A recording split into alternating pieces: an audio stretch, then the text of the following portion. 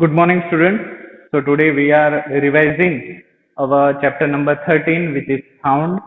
So one by one, I will cover all the topics so that कोई doubt रह गया होगा तो वो आज के दिन ही क्लियर हो सके.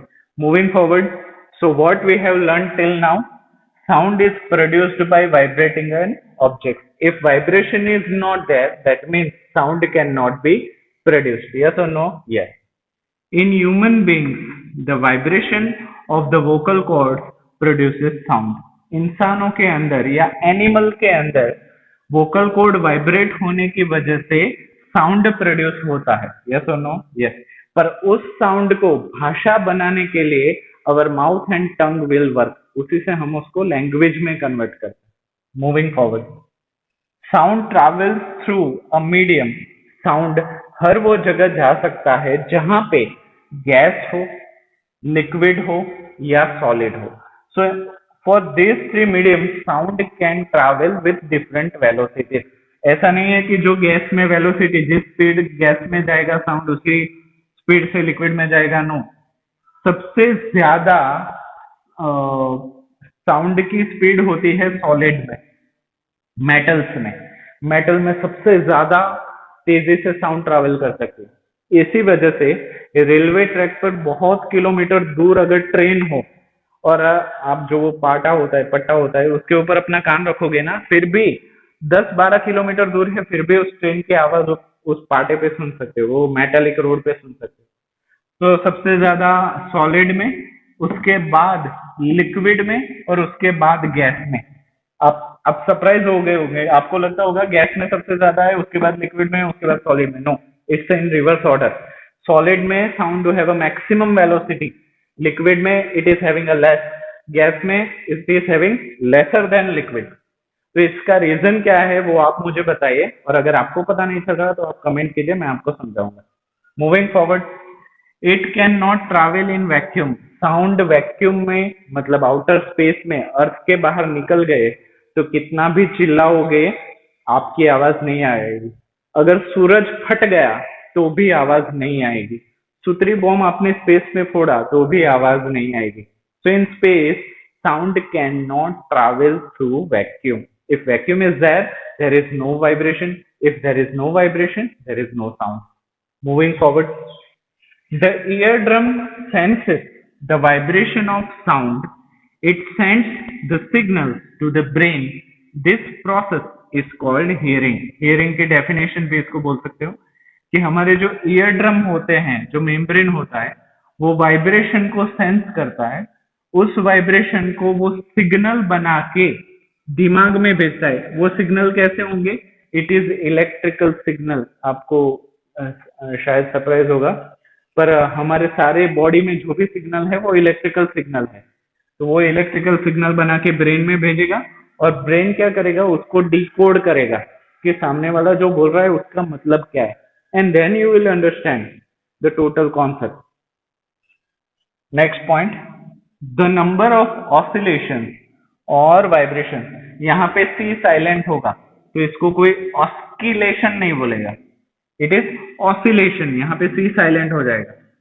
द नंबर ऑफ ऑसिलेशन और नंबर ऑफ वाइब्रेशन, मैं कैसे बोल रहा हूँ, द नंबर ऑफ ऑसिलेशन और द नंबर ऑफ वाइब्रेशन पर second is called frequency of oscillation. यहाँ पे ऑफ ऑसिलेशन नहीं लिखा तो भी चलेगा, इट इज कॉल्ड फ्रीक्वेंसी. मतलब एक सेकंड में जितनी बार वाइब्रेशन हो रहा है, जितनी बार ऊपर जाके नीचे आ रहा है या ओरिजिनल पोजीशन से फिर से ओरिजिनल पोजीशन पे आ रहा है, तो उसको हम बोलेंगे vibration. Frequency is expressed in hertz. Frequency का यूनिट हर्ट्ज है. हर्ट्ज की जगह आपने 1/सेकंड लिखा तो भी चलेगा, या सेकंड इनवर्स लिखा तो भी चलेगा.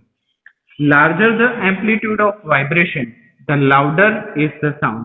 जितना साउंड का, वाइब्रेशन का एम्पलीट्यूड ज्यादा होगा. फॉर एग्जाम्पल, अगर ये वेव है तो वो वेव जितनी बड़ी होगी, वो वेव जितनी बड़ी होगी उतनी ही बड़ी उसकी आवाज होगी.